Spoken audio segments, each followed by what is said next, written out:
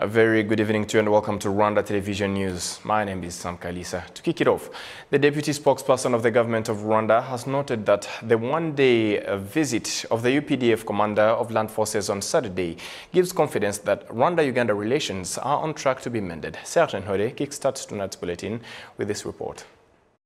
Two of the primary reasons Rwanda stresses have soured relations with her neighbor Uganda is the fact that the government there has supported terrorist groups that attacked the country and the persecution of Rwandan nationals on Ugandan soil. The developments of Saturday, however, show that there is light at the end of the tunnel. They had cordial discussions and even told us that things had gone well, and they focused primarily on Rwanda's concerns. We have Rwandans living there and those who go there that are being persecuted in different ways, beaten, their property confiscated, and even cases of torture before victims are then left at the border. I believe it happened again about 15 or 20 days ago. Then there are elements fighting against the government of Rwanda currently based in Uganda. And I do not mean the opposition in terms of verbal expressions. I mean literally fighting using things like terrorism and acts of war. Now, the two dignitaries were specific in mentioning yesterday that they had talked about those concerns and agreed that it is time that both sides move beyond dialogue, signed agreements and sending envoys, to action to deal with the concerns and address them. People should not think that just because a meeting has taken place at that level, the issues will instantly be resolved. Instead, they should realize that now it has been agreed that concrete action should be taken to address the concerns, be it those of Rwanda or Uganda. I can also note that with that sort of progress, we can say that 50 to 60% of the route taking us to a better situation has now been revealed. And in any case, decisions made at that level usually do not take long to implement, but we still have a ways to go. Certainly there is hope, but people should realize that these are not issues that can be resolved in 2 or 3 days because these are serious concerns that exist. navuga nk'ikizere kirahari ariko ntago abantu bareke kumva yuko ari ibintu bikorwa mu minsi 2 cyangwa 3 kuko nibibazo bihari biraremereye. Political analysts note, however, that the significance of the steps made in the last few days cannot be ignored. Kuba rero mu minsi itarenze 10 twarabonye intumwa ya leta y'Uganda. The fact that in the last 10 days or so we have seen the Ugandan Special Envoy Ambassador Adonia Ayebare and the President's son, who is also the Presidential Special Advisor and an important military figure, coming to deliver a message and speak to Rwanda's President, certainly you can say that it gives confidence that the importance of talking and resolving these issues has been recognized. Certainly it gives confidence as long as nothing affects the progress we are making. I say this because if you remember, as this situation originally escalated, issues of their own political situation at the time became factors.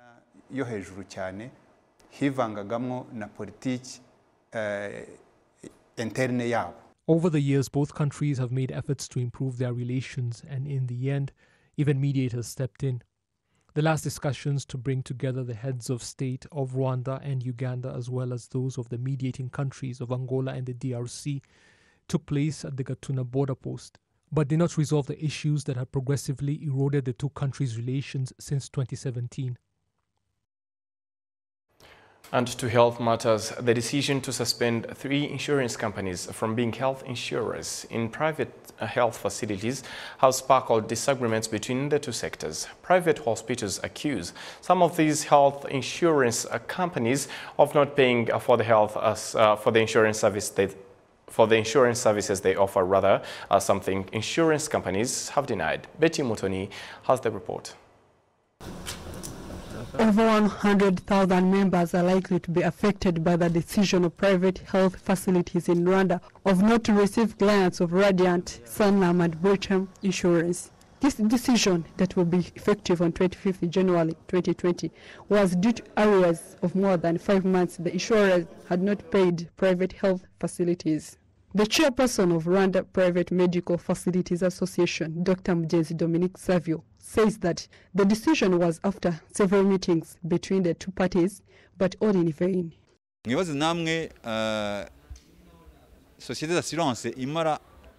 Imagine the insurance company that spends 8 months without paying the hospital. You know that the hospital cannot work and make losses and start borrowing money from banks to pay their workers. And we are tired of this. We want it to end and get a last solution, and hospitals get paid on time.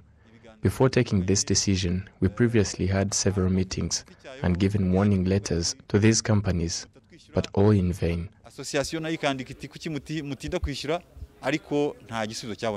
The Chief Executive Officer of Sanlam, Betty Saizoga, and the Founder and Managing Director of Radiant, Mugenera Mal, both deny having arrears than unpaid invoices that have issues. What we did is we contacted these different associations and we said, let's sit and see what are the problems. Because, of course, one can tell you one side of the story, which is I'm not paid. I will tell you, okay, maybe I might have issues, but also let's look at why some invoices are not paid. There's issues of EBM, there's issues of malpractices, there's issues of tariff not respected, there are many issues, right? So we are happy to say that we want to sit with all the stakeholders, ministry involved, our association, their association, and see what can we do to actually make it a good experience for our clients. Amafaranga twari tubarimo twarayabishyuye yose bitarengeje uko kwezi kwa 11. Sincerely, we have paid all arrears till November. I agree that the bills that were not paid was due to unclear invoices. We even requested them to come and we discuss and agree on what to pay and what not to pay, where you find the service is 10K but charged 15K. The 5K balance is not agreed upon, apart from the unclear invoices and sent and the ones that we just received, which take time to go through them. We are ready to pay.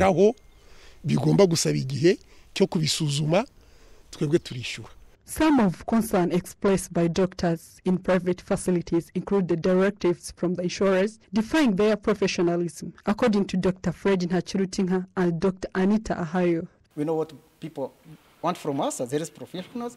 We should be able to guide the insurance companies in terms of what the patients need from us. So that's why we are here to say that in case you want to micromanage us, that will not work out. That's why we are taking up decisions without any consultations. We are taking up decisions to stop partnership with the insurance companies. Partnership is all about mutual agreement, coming to a compromise over what is better for the two of you in relation to the partnership you're having. That's what we are looking forward to, but not looking who has power and who doesn't have power. That should not be the working criteria. Rero kuvuga ko haramanyanga harabo bandikira ibintu birenze ibyo bakagombye kubavura, saying that there are mad practices of recording excessive of diagnostic not done is very difficult to comment about. But on my behalf, St. Teresa's Hospital, we cannot do such. We do what we think is professional and abide by rules govern insurers according to the contract signed. Ibintu bikore ariko tugerageza kubahiriza amategeko uko tuba twarasinyanye contract nabo. The Executive Secretary of Rwanda Health Insurance Association, Dr. Blaise Uhagaze, says that they wrote to the Ministry of Health to come up with a solution. As people who have been working together, they would have come as an association and see how to deal with the problem jointly. We decided to write to the Ministry of Health to help us come up with a solution. For now, we don't know the problem because they didn't inform us, but as an association, we have not had any issue with them.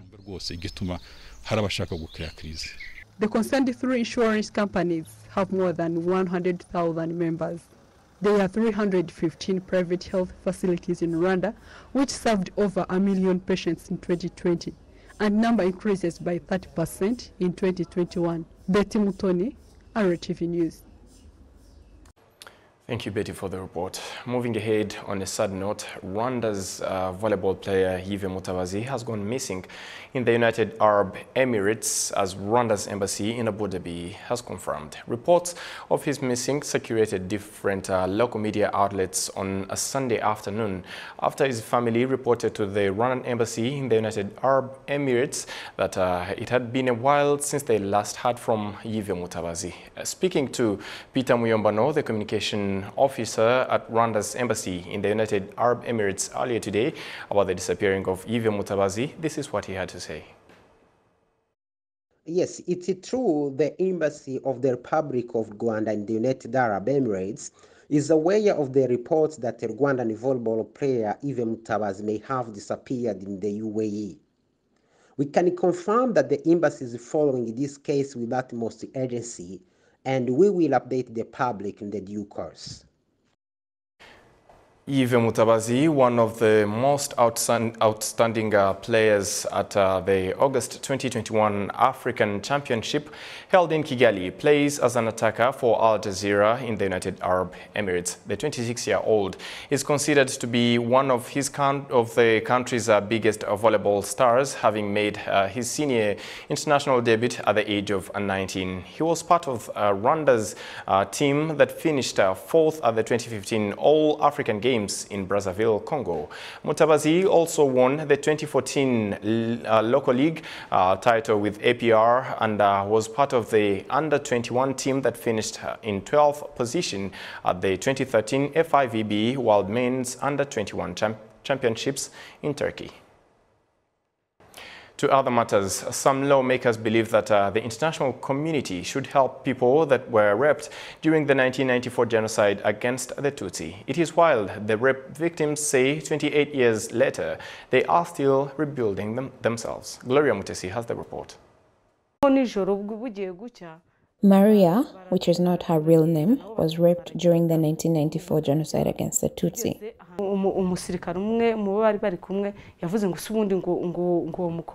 One of the soldiers asked, "Why don't you give me that girl?"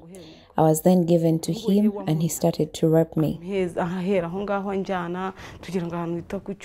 She then became pregnant and gave birth to a child, something that she wasn't happy about. She later found out that her and her child were infected. I felt like I could just abandon my child and go away. But then they started becoming sickly, myself too. I would fall critically ill, and that's how we found out that we were both infected. This all affected Maria even after she had gotten married to her husband. There are times he would tell me and encourage me that we need to build our own home, and I would disagree with him. I would then tell him that we should just separate. I would even ask him to lie that he caught me cheating so that we could separate. I really gave him a hard time. Maria is now married, and her firstborn, who she wasn't happy about in the beginning, is now her best friend. They are now grown up and even got married as well.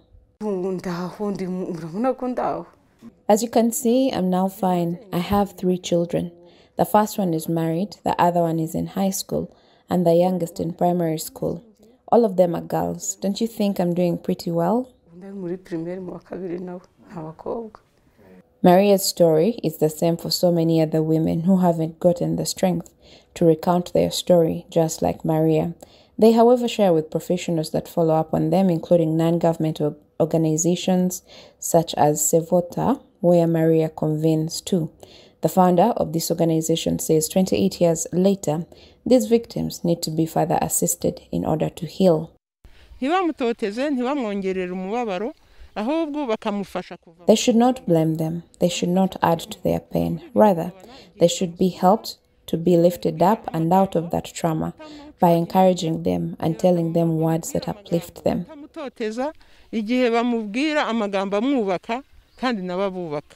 The International Criminal Tribunal for Rwanda ruled that rape was a weapon used in the 1994 genocide against the Tutsi. Alois Mutabingwa, a lawyer who represented Rwanda at the tribunal, said that the international community should set up ways in which victims could be effectively taken care of.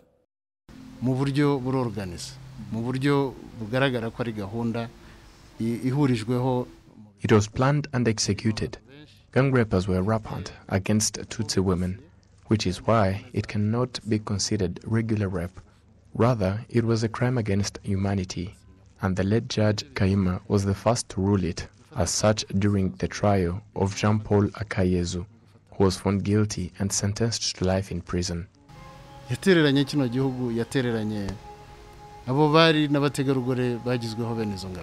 Even though the judicial system has continuously exposed the vice that was done during the 1994 genocide against the Tutsi, lawmakers believe that it is a powerful weapon that can also be used to deal with the genocide denial. Heavy rainfall in RUBAVU district of the western province of Rwanda has killed one person who perished in a landslide, and 10 houses have been destroyed by flash floods. The thunderstorms began at 2 a.m. and did not stop until 7 on Sunday morning, causing extensive damage in the sectors of Rugerero and Gisenyi, while claiming a life in the process. I looked up the hill and part of it was missing, so I checked behind my house and found that the landslide had stopped just short of it. Unfortunately, it had completely covered the smaller house I had rented out and the tenant was dead. I called for help to recover the body and the neighbors came to assist. Most of them are still here, as you can see. Elsewhere in the area, flash floods converged on a local school and surrounding homes, and some were unable to remain upright. All the mattresses are ruined, along with everything else, even the food. The floods washed everything away. Those forced out of their homes say they have nowhere to go and no shelter. The residents in the two sectors say the waters came down from RUBAVU Hill, overwhelming drainage systems. Local authorities in RUBAVU district are yet to tally and announce exactly how much property was damaged, and the floods more likely than not also destroyed crops on different farms in different areas. Still on the unfortunates caused by the downpour, district officials in GISAGARA district of the southern province have reassured local residents affected by the heavy rainfall of Thursday last week that they will soon receive 200 iron sheets to repair their damaged homes. The announcement comes as most of those who were affected had spent the last few days struggling to get shelter. Those affected live in the sectors of Save and Musha, and local authorities say they will continue to collaborate with the ministry in charge of emergency management to continue providing them with assistance. More than 70 houses were either damaged or destroyed during the downpour. And on behalf of the entire news and technical team that made it happen, thank you very much for being with us. My name is Sam Kalisa. Stay safe and have a fruitful week ahead.